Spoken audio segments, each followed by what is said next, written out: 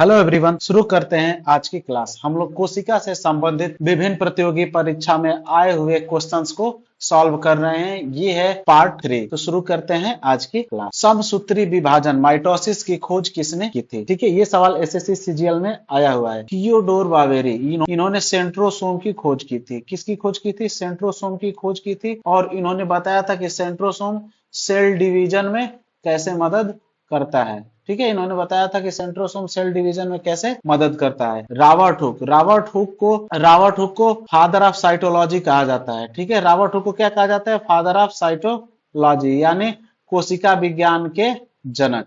ठीक है, इन्होंने कोशिका की खोज की थी। इन्होंने किस प्लांट में कोशिका की खोज की थी? तो ओक के प्लांट में इन्होंने कोशिका की खोज की थी। और वो सेल कैसी थी? वो कोशिका कैसी थी? वो कोशिका डेड थी। ठीक है, ग्रेगर जार मेंडल आनुवंशिकी के जनक है। ये फादर ऑफ जेनेटिक्स कहा जाता है। ठीक है, और वाल्डेयर फ्लेमिंग ने माइटोसिस की खोज की थी। तो इस क्वेश्चन का कौन सा ऑप्शन सही है? ए ऑप्शन सही है। चलिए अगला क्वेश्चन देखते हैं। अगला क्वेश्चन भी आरआरबी एनटीपीसी में आया हुआ है। कोशिका विभाजन की किस अवस्था में गुणसूत्र कोशिका के मध्य भाग में आ जाते हैं? ठीक है, सेल डिवीजन के मेटाफेज में सभी क्रोमोसोम क्या होते हैं? कोशिका के मध्य में या इक्वेटर पे आ जाते हैं। ठीक है, चलिए अगला सवाल देखते हैं। अर्धसूत्री विभाजन मुख्य रूप से किन कोशिकाओं में होता है? ये सवाल एसएससी सीजीएल में आया हुआ है। ठीक है, अर्धसूत्री विभाजन मुख्य रूप से जनन कोशिकाओं में होता है। ठीक है, अर्धसूत्री विभाजन मुख्य रूप से किन कोशिकाओं में होता है? जनन कोशिकाओं में होता है। जो कोशिका रिप्रोडक्टिव प्रक्रिया में भाग लेती हैं, उन्हीं कोशिकाओं में क्या होता है? अर्धसूत्री विभाजन होता है। सूत्री विभाजन और अर्धसूत्री विभाजन में अंतर क्या है? सूत्री विभाजन में एक सेल से दो सेल बनती है, जिनमें जो मदर सेल होती है, जो मात्र कोशिका होती है, उससे दो डॉटर सेल का निर्माण होता है, जबकि उनमें क्रोमोसोम की संख्या मदर सेल के बराबर होती है। जबकि मियोसिस में एक सेल से चार डॉटर सेल बनती है। अर्धसूत्री विभाजन में एक सेल से चार डॉटर सेल का निर्माण होता है, जिसमें मदर सेल की क्रोमोसोम की संख्या डॉटर सेल की दोगुनी होती है या डबल होती है। चलिए अगला सवाल देखते हैं। कोशिका झिल्ली आर पार जल के अणुओं की उच्च सांद्रता से निम्न सांद्रता की ओर जाना क्या कहलाता है? तो ये ऑस्मोसिस कहलाता है।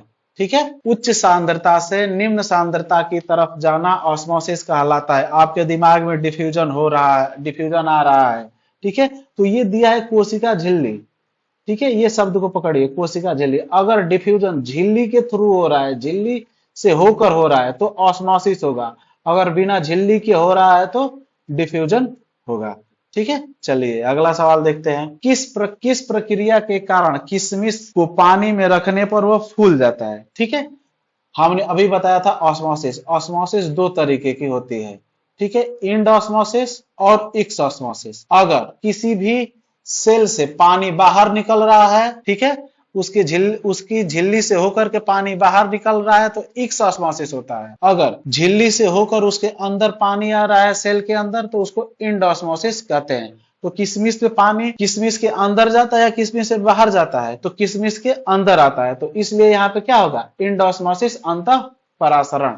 चलिए अगला सवाल देखते हैं। अत्यधिक नमक वाले घोल में रखने पर जंतु कोशिका का क्या होगा? ठीक है, ये है जंतु कोशिका। ठीक है, और इसके चारों तरफ जो जल है उसमें नमक की मात्रा ज्यादा है।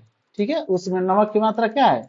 ज्यादा है। जब नमक की मात्रा ज्यादा है, यानी बाहर पानी कम है, अंदर पानी ज्यादा है, तो पानी क्या होगा? अंदर से बाहर की तरफ चला जाएगा। ठीक है, तो जब अंदर से पानी बाहर की तरफ जाने लगेगा तो सेल सिकुड़ने लगेगी। ठीक है, सेल सिकुड़ते सिकुड़ते मर जाएगी। ठीक है, सेल सिकुड़ने लगेगी, सेल सिकुड़ते सिकुड़ते क्या हो जाएगी? मर जाएगी। ठीक है, उसी को क्या बोलते हैं? प्लाज्मोलिसिस। सेल सिकुड़ के अगर मर जाए तो उसको क्या बोलते हैं? प्लाज्मोलिसिस। ठीक है, श्रिंक कर जाएगी, सिकुड़ जाएगी। चलिए अगला सवाल देखते हैं। क्रॉसिंग ओवर कोशिका विभाजन की किस अवस्था में होता है?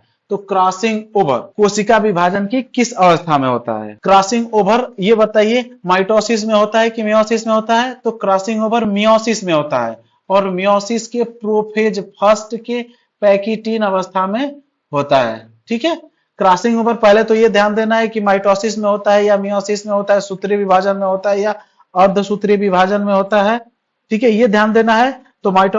तो क्रॉसिंग ओवर कहाँ होता है, मियोसिस में होता है, अर्धसूत्रीय विभाजन में होता है। और अर्धसूत्रीय विभाजन के किस अवस्था में होता है, तो प्रोफेज फर्स्ट के पैकिटीन अवस्था में होता है। चलिए अगला सवाल देखते हैं।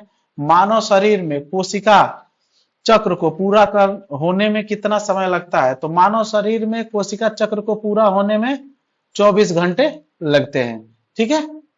ईस्ट की कोशिका में कोशिका चक्र कितने समय में पूरा हो जाता है, तो 90 मिनट में हो जाता है। ह्यूमन का कितने समय में पूरा होता है, 24 घंटे में, और ईस्ट का 90 मिनट में पूरा हो जाता है।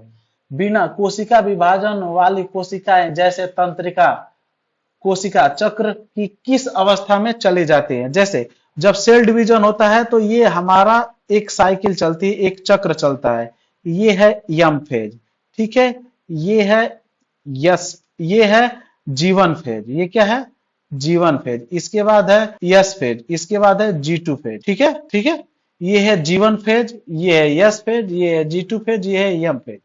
और जब किसी सेल को कोशिका विभाजन नहीं करना होता है तो यम फेज के बाद ये कहां चले जाते हैं, G0 फेज में। अगर कोई सेल डिवीजन कर रही है, अगर उसे आगे भी डिवीजन करना है तो यम फेज के बाद जीवन फेज में इंटर कर जाती है। अगर उसे डिवीजन नहीं करना है तो यम फेज के बाद कहां चले जाती है, G0 फेज में। तो यहां बिना कोशिका विभाजन वाली कोशिकाएं, यानी ऐसी कोशिकाएं जिनमें विभाजन नहीं होता है, वो किस फेज में चली जाएंगी, G0 फेज में चली जाएंगी। ठीक है, आज के लिए इतना ही। इस QR कोड से ग्रुप में जुड़ जाइए ताकि वीडियो सही समय पर आपको मिल जाए। चैनल को सब्सक्राइब करें, वीडियो को लाइक करें, शेयर जरूर करें। धन्यवाद।